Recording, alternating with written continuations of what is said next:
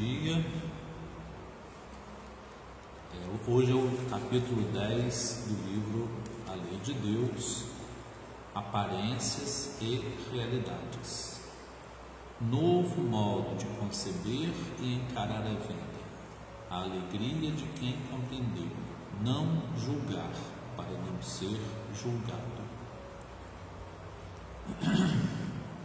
Então vamos ler algumas partes. Eu convido a todos a ler o capítulo, ou quem quiser escutar na voz do professor Ubaldi, é só colocar no YouTube assim, A Lei de Deus, capítulo 10, Pietro Ubaldi, e vai aparecer o capítulo escrito e vai aparecer também, no YouTube só vai aparecer a voz de Pietro Ubaldi, ou então outra pessoa. Eu convido a ouvir na voz dele mesmo, aquele italiano falando com português, bem, um sotaque bem italiano, né? Então, minha maior satisfação foi ter descoberto que o mundo é regido pela sabedoria, bondade e justiça de Deus. Conclusão é que chegamos no capítulo anterior, né? Esse capítulo anterior que nós vimos no mês passado é das trevas à luz. Dizer que existe um significado de todas as coisas, né? A vida ela tem um caráter finalista, né? A vida é finalista, ela tem um objetivo próprio. Então, assim, essa visão finalista da vida é muito interessante. Ela também é chamada teleológica. Ela é dirigida a uma finalidade. Então, a finalidade da vida é um processo do qual é mais fácil para nós entender o nosso autoburilamento, o nosso aperfeiçoamento moral. Mas o objetivo da vida vai além disso. É o aperfeiçoamento e a purificação de toda a matéria do universo, toda a matéria e toda a energia, que só existem porque nós estamos num estado, como Paulo diz aos Romanos, se não me engano, nós estamos num estado de espelho. Nós vemos, na Epístola aos Coríntios, nós vemos como num espelho, porque nós estamos no antissistema, né?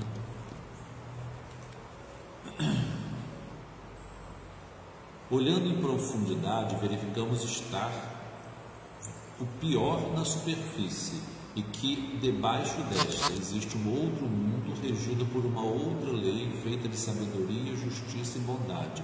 Essa lei é a lei de Deus, tudo dirigindo da profundidade.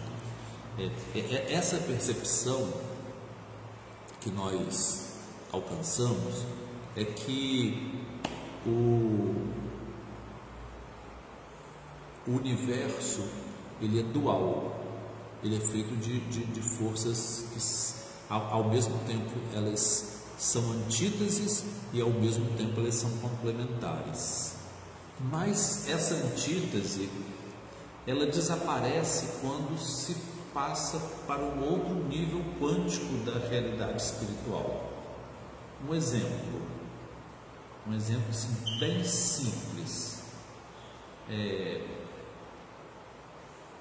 Se existe um antagonismo de vontades entre o pai e um filho, a mãe e um filho, não de vontade, mas de desejos assim mais imediatistas, existe um antagonismo. Mas esse filho cresce, essa filha cresce e compreende o porquê da mãe ter sido contrária aos desejos imaturos, infantis dela, ela passa a concordar com a mãe. Então, aquela antítese foi superada pelo processo evolutivo, né?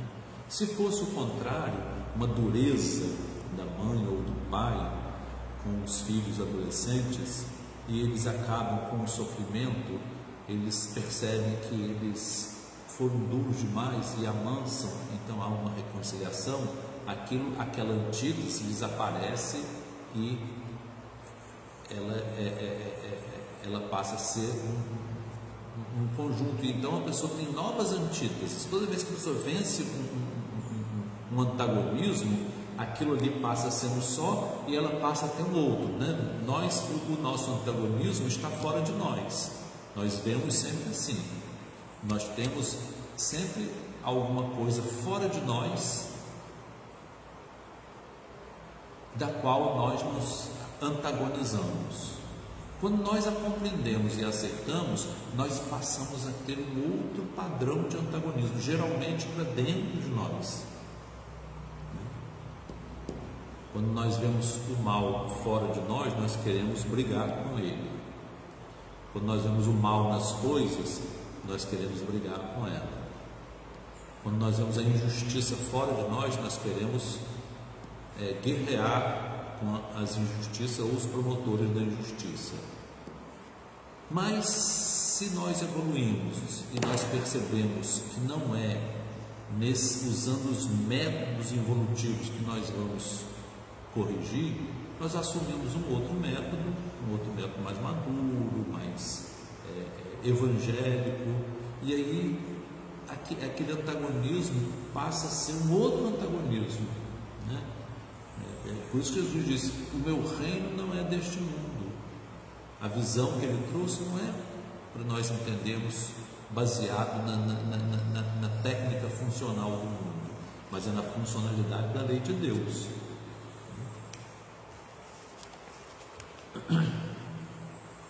Vemos assim que a injustiça é fenômeno transitório e aparente. Quem verdadeiramente manda é Deus, isto é o bem, e as próprias forças do mal acabam trabalhando apenas em função do bem. Um exemplo são as injustiças da terra, as iniquidades humanas. Elas são iniquidades e são injustiças, nós temos que combatê-las para melhorar o mundo.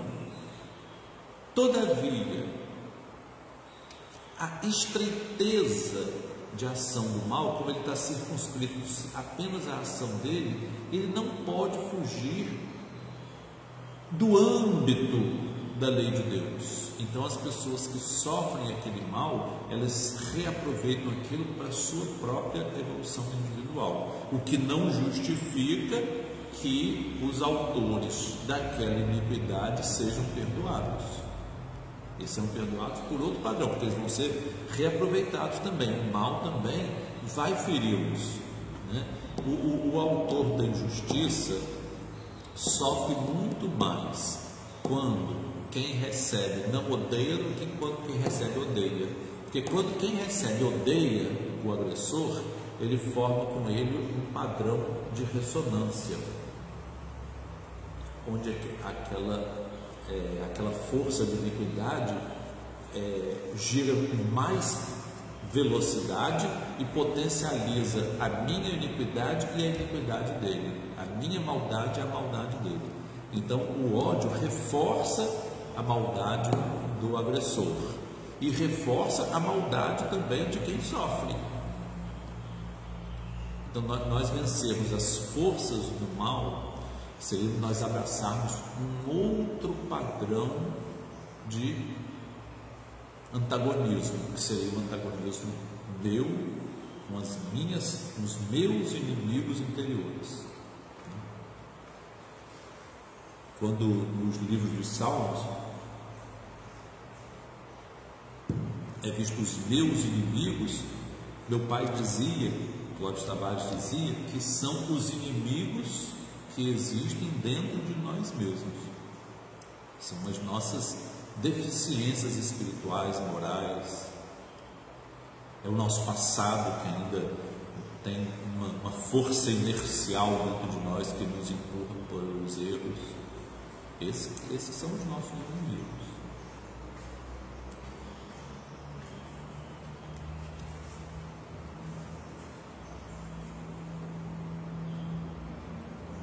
E se é Deus quem manda, não faz pela força, mas pela justiça. Não há força que possa impor-se violando essa lei. Então toda força que se impõe, ela vai ter em si o germe da iniquidade. Então, combater o mal com o mal sempre vai ser um fenômeno de renovação de iniquidade, maldade e violência. Jesus disse que até nos tempos antes de João Batista, o céu era ganho pela violência. As pessoas queriam ganhar o céu na violência. São pessoas que não são mansas, né? Eles querem ser donos do mundo, mas não é assim. Os donos do mundo serão justamente aqueles que têm a serenidade e a paz dentro do seu coração. Mais cedo ou mais tarde, cada um acaba recebendo o que merece. A revolta contra a ordem permitida por Deus não consegue, como o homem quereria, subverter essa ordem para sua vantagem, mas o arrasta ao próprio mundo. Então, toda vez que nós acabamos cometendo esses erros, nós vamos chegar à conclusão de que nós estamos nos levando a nós mesmos para um agravamento, né? Deixa eu só pegar uma coisa que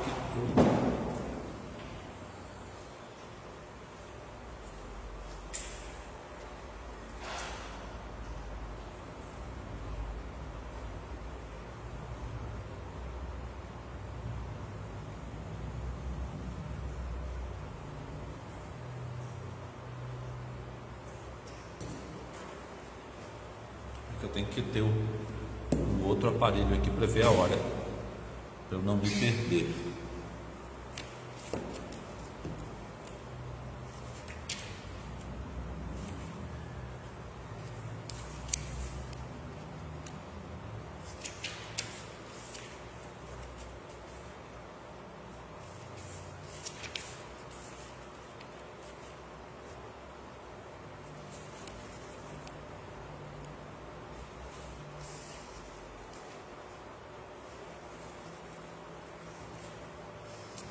Então, a revolta contra a ordem é permitida por Deus. Sempre que existe uma ordem num plano inferior, essa ordem é injusta, porque ela é um plano inferior. Então, vai gerar revolta e ela vai ser substituída por outra ordem. Se essa ordem que submeteu esse antagonismo inicial também for pela ótica da maldade, ela vai também ser injusta, vai ser iníqua, e evidentemente vai levar a uma outra instalação de uma outra justiça que também vai gerar um outro antagonismo e que futuramente também vai ser derrubada. Essa é a teoria das revoluções, né? As revoluções sociais, políticas, elas subvertem uma ordem, elas instalam uma nova ordem e, para se manterem instaladas, elas são constrangidas a usar de autoritarismo e crueldade e violência. Todas as revoluções sociais que foram feitas no mundo sem violência, elas foram derrubadas, porque elas não têm armas para se proteger. Por isso que é chamado pragmatismo, né? É a pessoa usar as armas do inimigo. Se o inimigo é mau, vamos ter que usar o mal, né? São os terroristas, que são grupos pequenos e usam técnicas de ataque repentino e com grande perda social para induzir o seu opositor a conceder alguma vantagem para eles, né? Tem pessoas que dizem que Moisés foi terrorista por causa das pragas, mas aquilo não foi terrorismo, aquilo foram coisas que aconteceram vindos de uma outra realidade, né? Da mesma forma, Joana d'Arc também não foi uma guerreira no próprio sentido, ela simplesmente foi estrategista. Houve batalhas, houve mortes, houve guerra, mas existia um objetivo da limpeza genética da França. Os bretões, os ingleses, eles tinham que deixar aquela área sem a contaminação genética, porque havia planos para o nascimento ali de grandes almas que não coadunavam com aquela contaminação genética, eles precisavam de uma preparação. Então houve uma limpeza na França para que ali viessem a reencarnar espíritos de alta envergadura espiritual, inclusive Allan Kardec. Bom, eu quero dizer com isso que nós, quando estamos vivendo aqui no mundo, nós somos constrangidos a tomar posições, né? A única coisa que nós devemos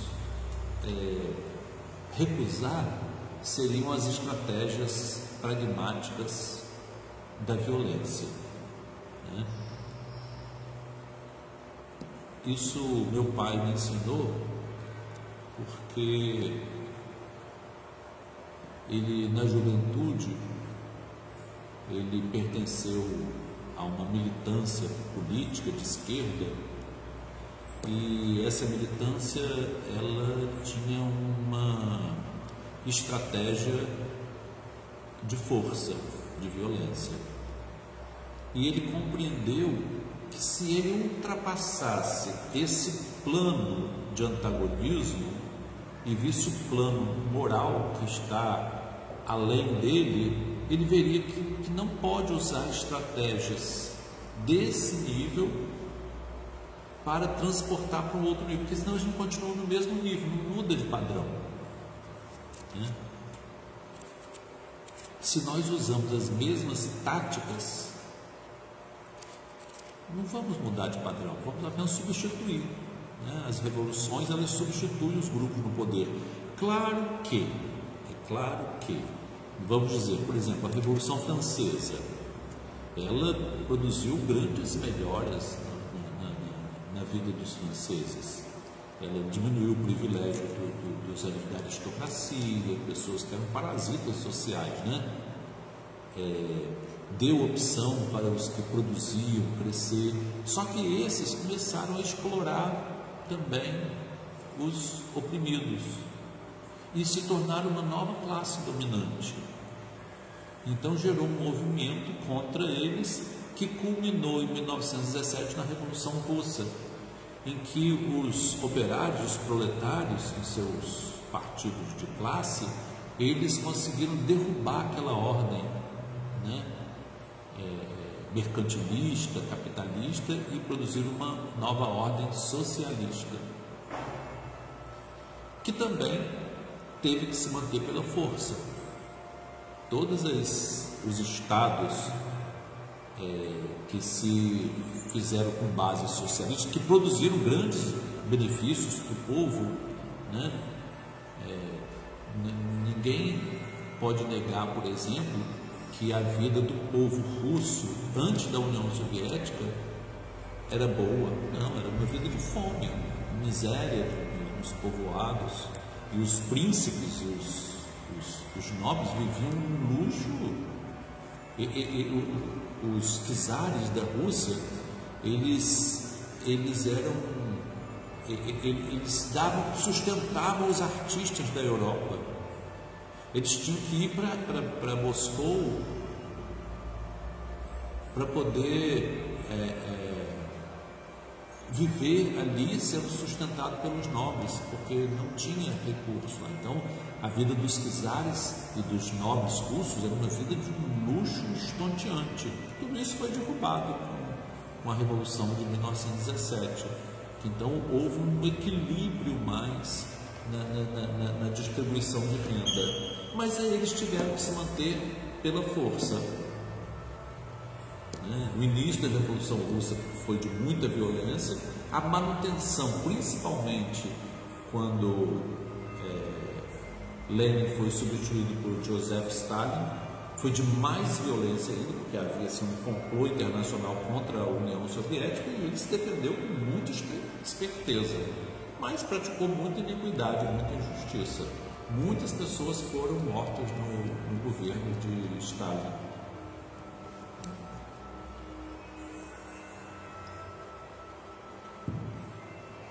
Eles justificavam isso, que era a manutenção do socialismo na União Soviética e na Europa Oriental, depois da Segunda Guerra Mundial. Mas, na verdade, não justificava, né? Porque nunca a violência pode ser justificada, nunca a maldade, a injustiça pode ser justificada. E houve muita injustiça, né? Houve muita injustiça também. O que não dá direito aos opressores ocidentais continuarem as suas opressões econômicas sobre o mundo. A África, por exemplo, foi dominada pela Europa de uma forma, uma exploração absurda, né? que muito dano trouxe aos povos africanos, né? Nada justifica esse imperialismo grosseiro, cruel, né? do poder do capital sobre as liberdades individuais. E aí, qual a nossa luta? Né? Vamos então continuar aqui.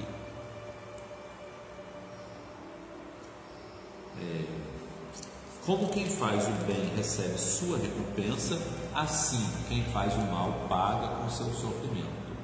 Esclarecer tudo isso, como estamos fazendo, se constitui um grande consolo para os bons.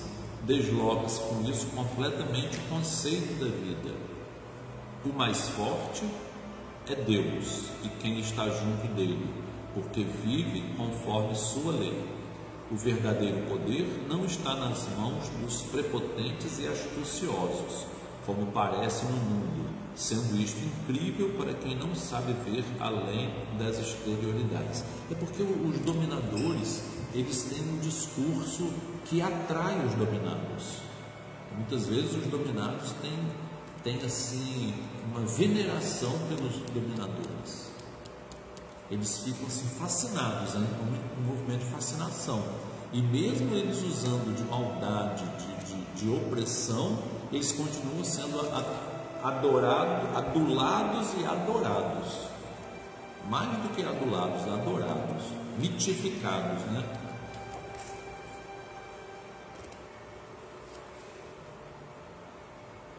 O poder está nas mãos dos honestos, que pelo fato de obedecer a Deus, com ele colaboram e por isso são por ele protegidos. Podemos, portanto, ter confiança na vida, porque ela está sempre bem dirigida por quem tudo sabe, mesmo quando se encontra repleta de ignorância. Está bem comandada pela divina bondade, mesmo quando somos maus. Está sempre dirigida para o nosso bem e felicidade, mesmo quando vivemos na dor.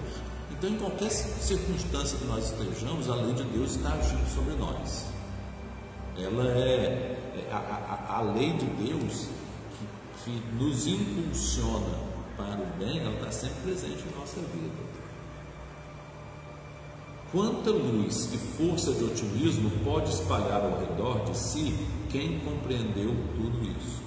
Então, quem compreendeu, assim, por exemplo, que existe uma lei de Deus, que ela nos governa, pode e geralmente consegue aconselhar através do exemplo. Aconselha muito mais quem exemplifica do que quem fala, porque quem fala não atinge o emocional de quem escuta, mas quem age atinge o emocional. Se um pai, se a mãe aconselha o seu filho, em geral, os filhos percebem que pai e mãe não são o que eles aconselham. E aí o que acontece? A pessoa acaba não valorizando aqueles conceitos, porque atinge uma área racional, mas não atinge a área emocional, né? A nossa emoção, ela que governa muitas vezes as nossas decisões, são as nossas razões.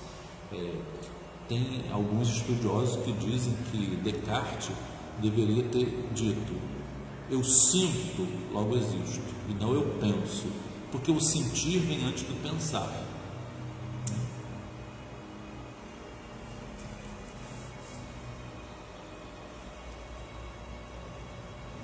E quem se sente feliz não pode renunciar à satisfação de comunicar aos outros esta felicidade. Uma emoção, que existe uma diferença entre uma felicidade causada por uma coisa externa e uma felicidade interna. A felicidade causada por uma coisa externa, ela só dura enquanto essa coisa existe. E uma felicidade interna, ela é duradoura porque ela é uma presença de Deus dentro de nós. Por isso que o ser humano fica muito mais feliz, verdadeira felicidade, quando ele transmite a felicidade para outra pessoa, né? Sintoniza energia com energia, do que quando ele recebe alguma coisa material que vai ser diluída com o tempo, vai ser deteriorada com o tempo.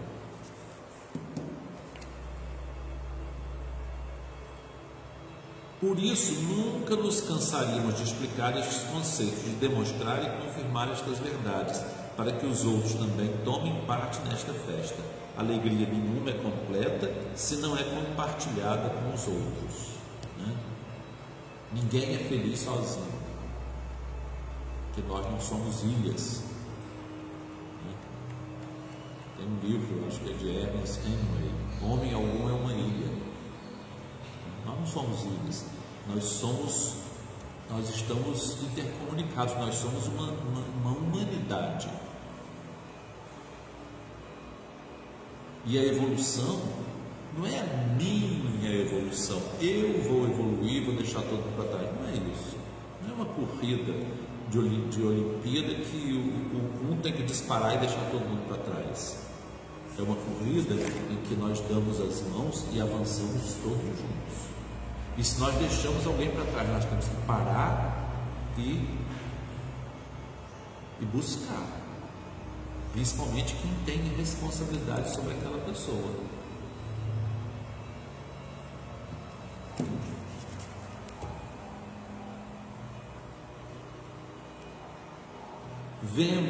Vamos assim, sem querer, explicando sempre mais o conteúdo de nossa obra e seu objetivo. Nossa luta é vencer o mal que inunda o mundo com as armas da inteligência, da sinceridade e da bondade.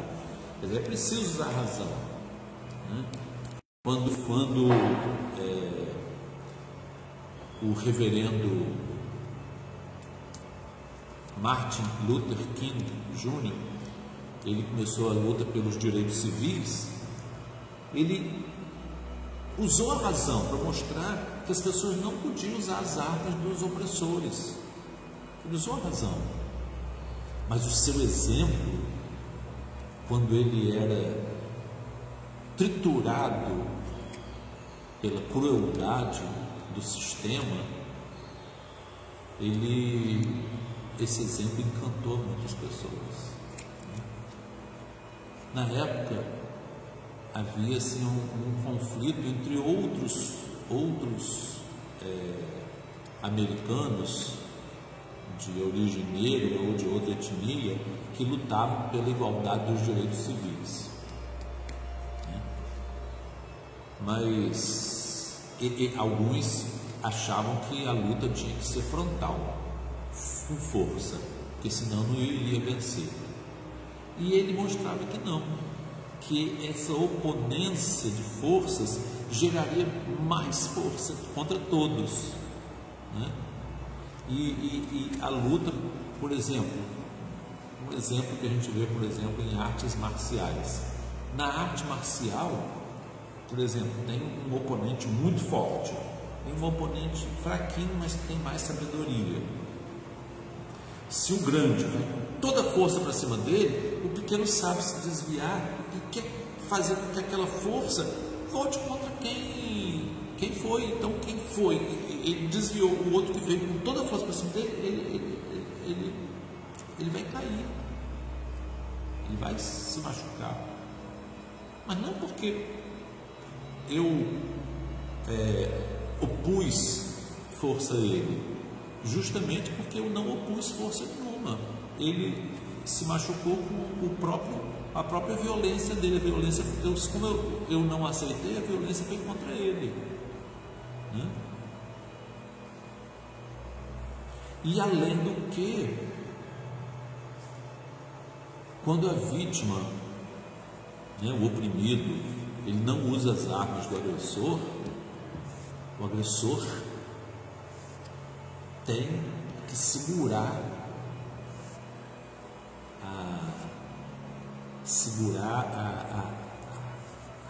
aquela reconhecimento de injustiça, né?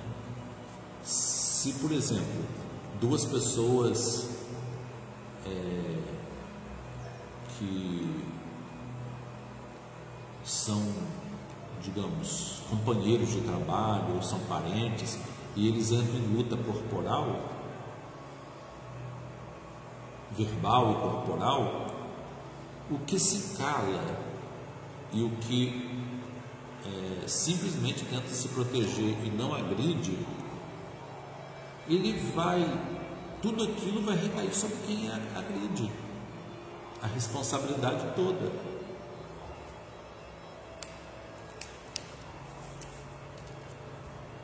É preciso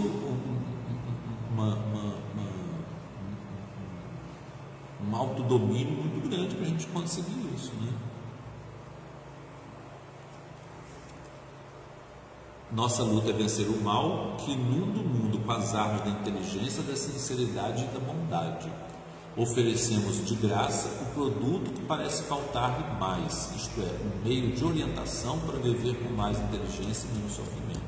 Então a ideia aqui dos livros de Pedro Baldi é oferecer a nós uma visão do que outros também deram. O Mahatma Gandhi, por exemplo, Mohandas Gandhi, ele, através de um processo de não violência, mas que não bastava não violência, tinha que não cooperar com o mal também, não podia consumir produtos dos ingleses, não podia dar a eles força para eles continuarem oprimindo, né? Por isso que não podia reagir com força, porque quando reagir com força, eles vinham com mais força. Então tem que reagir com a paz para eles não terem como alimentar a força da violência deles. Quem conseguiu compreender tudo isso e ver olhando para Deus, consegue de maneira diferente, torna-se outro ser humano e, como se houvesse descoberto um outro mundo, passa a viver uma outra vida com mais satisfação ampla e poderosa.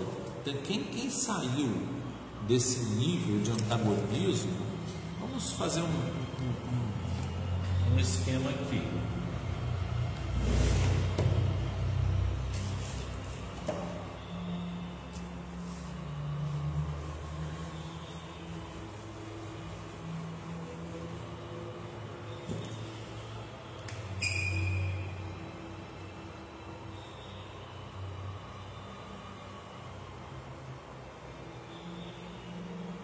Essas forças interagindo, elas levam, esse atrito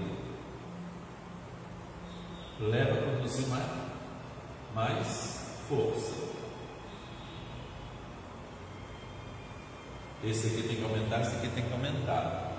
Quando esse daqui não reage e deixa esse aqui, essa aqui se dilui.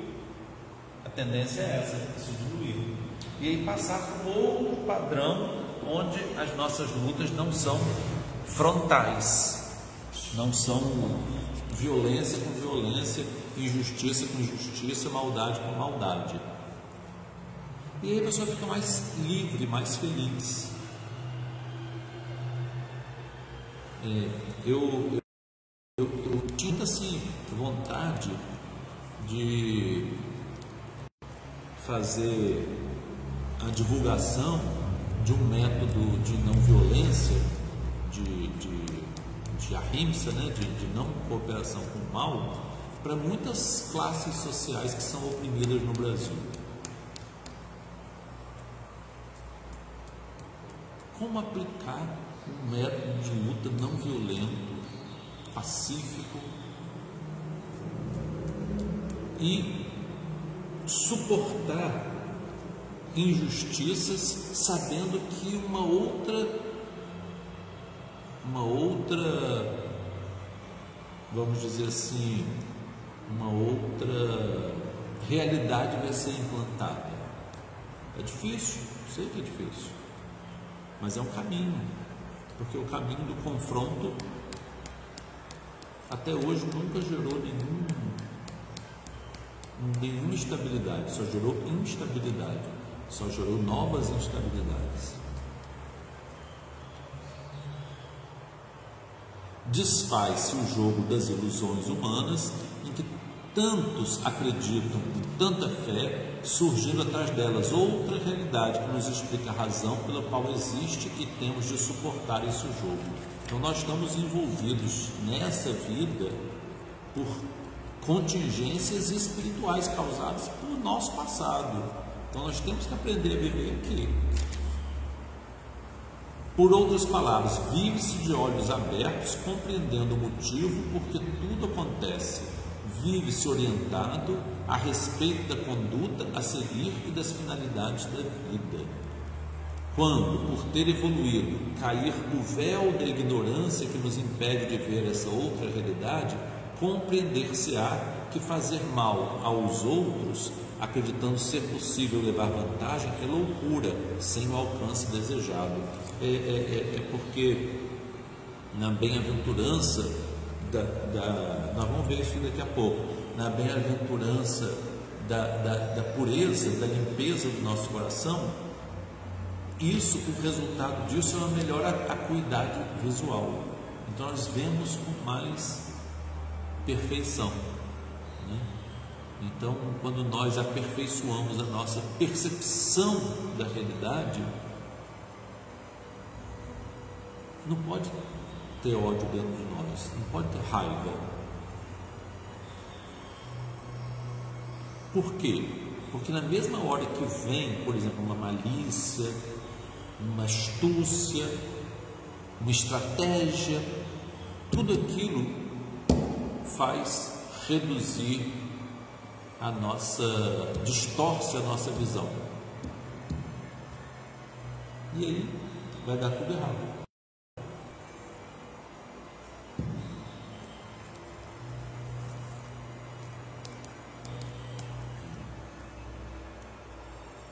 Ao ferir lucros por este caminho, pode parecer possível só para quem está mergulhado na ignorância, própria dos níveis inferiores da evolução. Então, quem quer lucrar através de métodos maldosos, de métodos da estratégia maliciosa, da astúcia do mundo, ele vai achar que vai funcionar porque ele não está vendo o que está acontecendo. Ele não está vendo a destruição que ele está causando para ele mesmo, porque ele tem um problema de visão. Espalhar veneno para todos é espalhar também para si, como quem faz o mal acaba fazendo para si mesmo, para seus filhos, né? Quantos injustos que tiveram nas gerações futuras os seus descendentes como sofrendo as injustiças causadas por eles, né? Isso é super comum. Não há somente um funcionamento físico e dinâmico, mas também um funcionamento moral e espiritual do universo, com suas leis exatas e fatais, como são as leis do plano físico e dinâmico que a ciência estuda. Então, as leis do universo, elas são tão razoáveis de se estudar e de se entender como as leis da física. Não há assim diferença. Eu acho que nós não vamos conseguir ver o capítulo todo. O universo em que moramos está construído de tal maneira que seria grande erro dizer um determinado dano não nos interessa por não ser nosso, né? É igual quando esses economistas falam assim: o PIB do Brasil cresceu. Aí fala assim: eu não como PIB. Ou então fala assim: o dólar caiu. Ou então o dólar subiu, eu não uso dólar. Mas o PIB subir ou o PIB cair significa menos circulação de dinheiro. É claro que o PIB subir, se o dinheiro não está distribuído, não vai adiantar nada para o povo. Tem que haver distribuição, tem que haver uma distribuição equitativa daquilo que poder sobrar para a população. Porque o PIB subir do país, quem é o país? São as classes dominantes? Isso aí não soluciona nada esse PIB crescer. É um PIB mal distribuído. Então o que precisa é justiça social. E quem tem a consciência da justiça social, não importa, não estou falando assim, como alcançar a justiça social, porque tem pessoas que querem alcançar a justiça social pela guerra.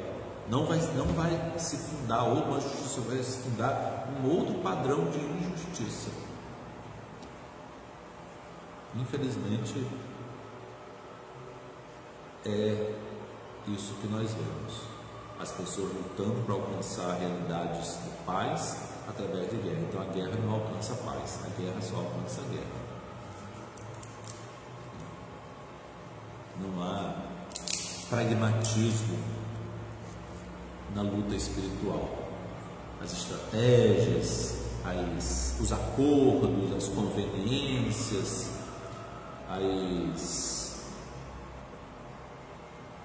as espertezas, as jogadas, as astúcias, elas são padrões de funcionamento de uma realidade de luta que não pode passar para o outro nível que nós queremos. Esse outro nível tem que passar só a mansidão, a paz. É esse grupo da mansidão que vai herdar a terra. A terra vai ser para quem ama a terra. A terra vai ser para quem afaga a terra. Como diz na canção de Chihuahua: afagar a terra, recolher o segredo da terra. Plantar na terra a doçura,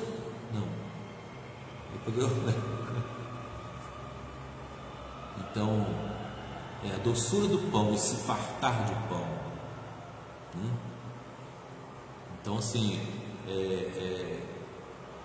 essa terra da fartura, do amor, da solidariedade, vai ser de quem ama, vai ser de quem é manso, de quem não luta com as armas pelas quais ele foi oprimido.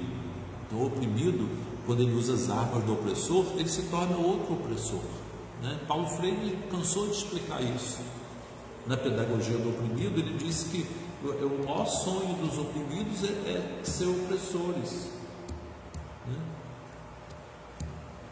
Por isso que os senhores feudais, os senhores de escravos, os manipuladores, eles dão poder a pessoas que vieram das classes oprimidas, porque eles oprimem os seus iguais muito mais do que os opressores naturais.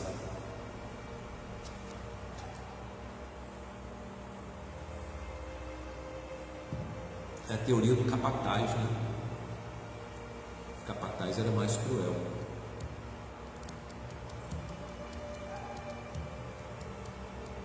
Ele não via no outro um irmão de raça, um irmão de dor, um irmão de sofrimento. Ele não via.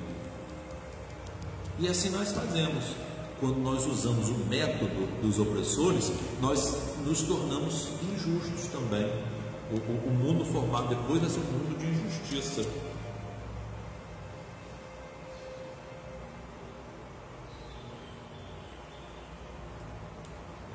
Vou pular um pouquinho aqui. O homem sempre foi vítima de enganos dos sentidos de sua mente, que o levaram a erradas interpretações dos fatos. Nós percebemos errado, nós vamos fazer um diagnóstico da vida errado e, evidentemente, vamos fazer um projeto de ação errado também. Então, a execução de projetos, ela depende de uma análise da sociedade, da humanidade, das realidades da vida. Se nós não temos uma boa análise, nós vamos executar projetos que não serão bons, ou que vão implantar novas injustiças. Então eu quero corrigir uma escola, eu implanto uma lei de dureza, de punições, né? Achando que a lei de Deus é uma lei de execução penal. Quase ninguém lembra que a lei de Deus é uma lei de misericórdia, de compaixão, de perdão, justiça misericordiosa, amor e justiça. Até no livro dos Espíritos, quando eles chegam à 10ª lei natural, amor, justiça e caridade. Por quê? Porque é através da caridade que se vence a injustiça.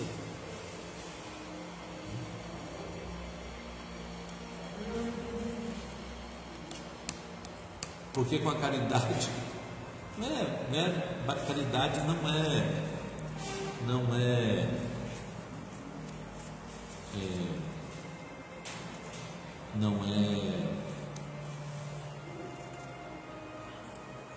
filantropia, não. Filantropia é um ato digno. Então o filantropo, amigo dos homens, amigo, antropo, homem.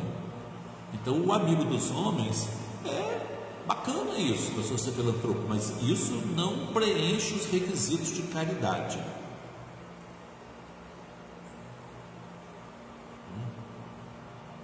A filantropia é uma atividade digna, necessária, super necessária. A maioria de nós pratica filantropia, não pratica caridade. Os requisitos da caridade estão na primeira epístola aos Coríntios, capítulo 13, versículos 1 a 13. Ali está dizendo quais são os pré-requisitos da filantropia se transformar em caridade. Tem muitos requisitos necessários. Enquanto isso, nós vamos praticando assim, atos caridosos que não são, na sua essência, caridade em si. Atos de bondade que não são, na sua essência, a bondade em si. Atos de amor que não são, na sua essência, o amor em si. São atos, né? Nós não somos bons, né? Jesus disse: vós que sois maus, sabeis dar coisas boas aos vossos filhos. Então a quem nós amamos, nós somos bons, mas isso não nos torna bons, porque apesar de tratarmos bem aqueles a quem nós amamos, nós continuamos sendo maus, porque nós ainda não temos pureza no nosso coração. Nós vamos ver isso daqui a pouquinho, sobre a pureza de coração. Estou fazendo só um spoiler.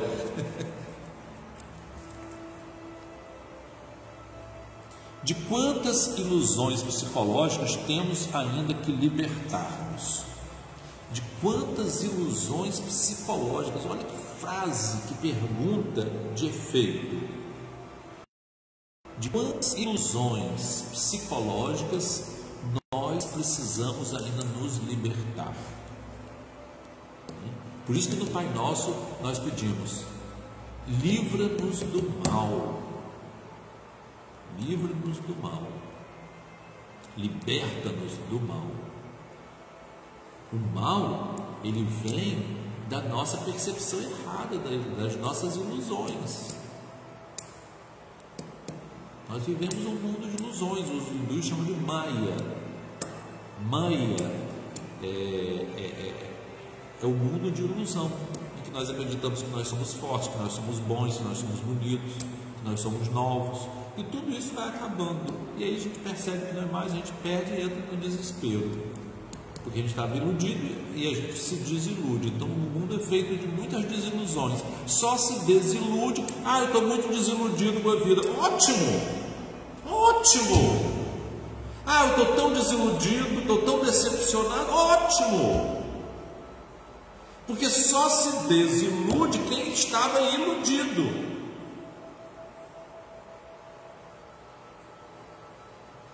Então a desilusão da vida é uma libertação. Só que eu preciso, além de me desiludir, eu preciso conquistar esse outro patamar. Para conquistar esse outro patamar, eu preciso purificar, limpar o vaso do coração. Senão o vaso fica sujo, tudo que entra lá vai se contaminar de novo.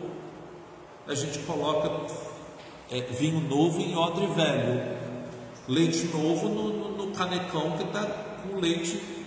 Pega aquele leite talhado, aquele leite que está estragado, joga fora e coloca um leite novo ali e não ferve. Aí deixa na mesa e daqui a pouco está todo mundo tomando e passando mal. É o nosso coração, quando nós não limpamos o vaso.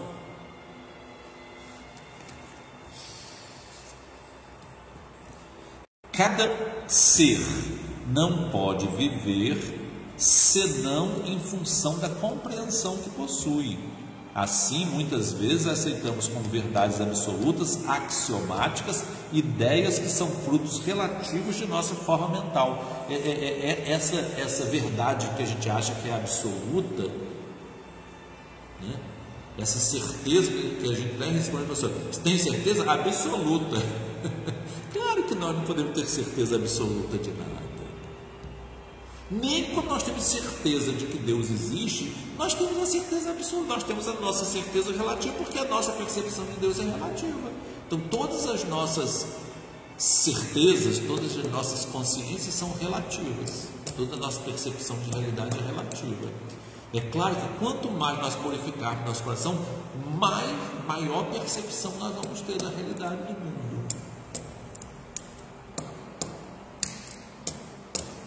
Se nós olharmos com olhos de injustiça, nós vamos ver só o que é bom para nós. Se nós olharmos com olhos de egoísmo, nós só vamos ver o que interessa a nós e aos que são nossos.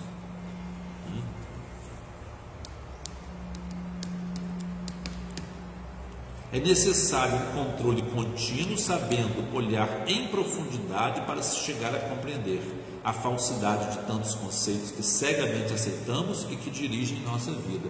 Hoje em dia está uma confusão com essas coisas de conceito, porque as pessoas estão tentando passar verdades primitivas.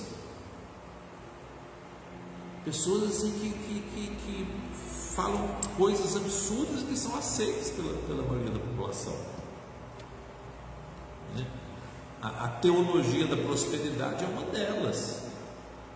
Manda dinheiro para a gente que Deus vai aumentar para você. Isso não está em nenhuma passagem da Bíblia. Deposita aqui, nós vamos abençoar isso aqui e vocês vão receber o dobro, o triplo. Né?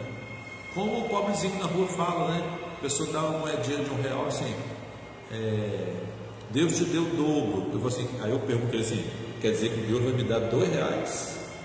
Aí a pessoa ri. Isso é uma infantilidade.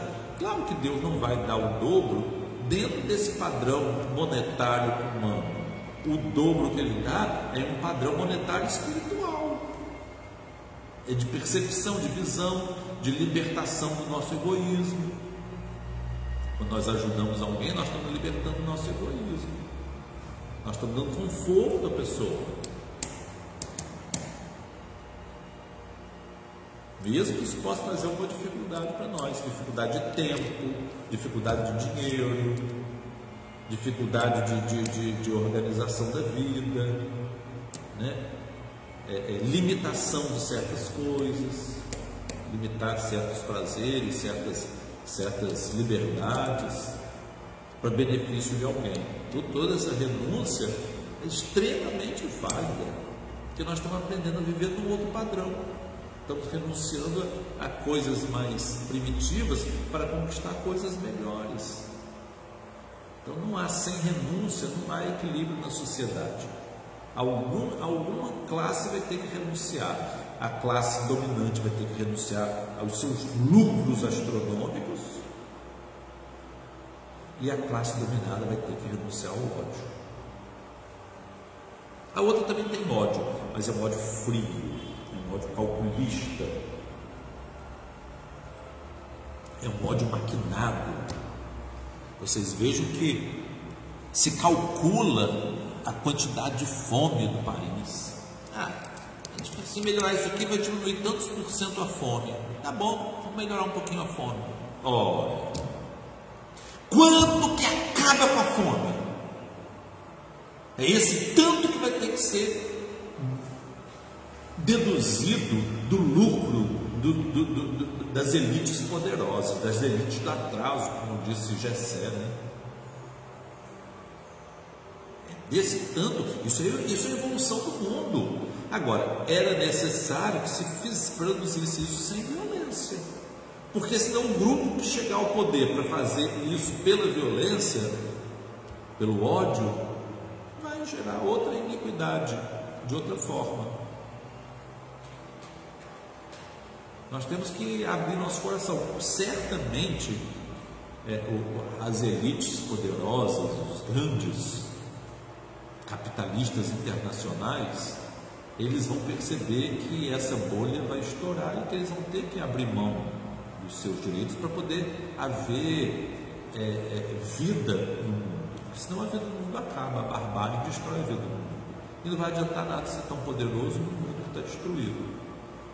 Então, essa consciência de que vai necessitar um equilíbrio de forças e que tem que acabar com a fome. A fome precisa ser eliminada do mundo. Para o mundo ser um mundo regenerado, não pode haver fome. O mundo regenerado não tem fome. O mundo regenerado não tem um dominando os meios de produção e os outros empregados dele. Não tem isso. Um com propriedades absurdas e o outro tendo que pagar aluguéis, sendo sustentado pelo Estado. E ainda criticado. Você é um malandro, você é sustentado pelo Estado. Muito mais é sustentado o poderoso, porque não é cobrado, não paga as taxas que ele deve, das fortunas, das incalculáveis que ele acumula, inclusive por sonegar.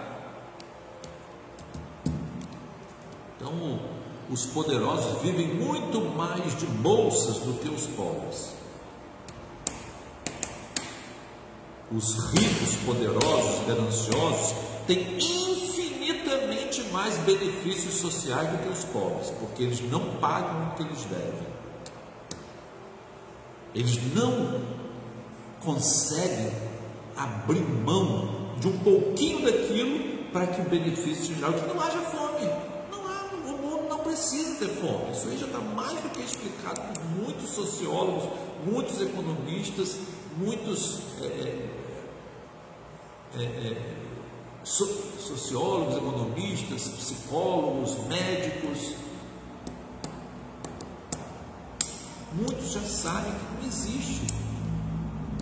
existe motivo para a fome no mundo, não existe motivo para a fome no Brasil, não existe motivo para a fome no Brasil. Alimentação e educação para o povo. Isso, fora disso, não há nenhuma política boa. Fora de fome zero e educação para todos, moradia para todos, direitos individuais para todos. Isso é justiça. Justiça não é lei de execução penal. Justiça são direitos civis, são direitos de cidadania para todos. Isso é justiça. Então, se ter fome e sede dessa justiça no mundo é essencial para que o mundo melhore. Se os habitantes querem mudar uma terra regenerada e eles não têm fome e sede de justiça social da terra, como que eles vão habitar uma terra achando que a injustiça é melhor do que a justiça? E que os que buscam a justiça eles têm que ser eliminados, têm que ir para a prisão, porque são isso, são aquilo outro, são a favor de aborto. Isso é estratégia. Tudo a favor de aborto. Aí não vai da justiça porque tem uma pessoa lá a favor do aborto. Venhamos e convenhamos, né? Quem fala isso e está concordando com quem está assassinando milhões, então dá uma distorção cognitiva. Eu sou contra o aborto, mas quero que mate um montão de gente.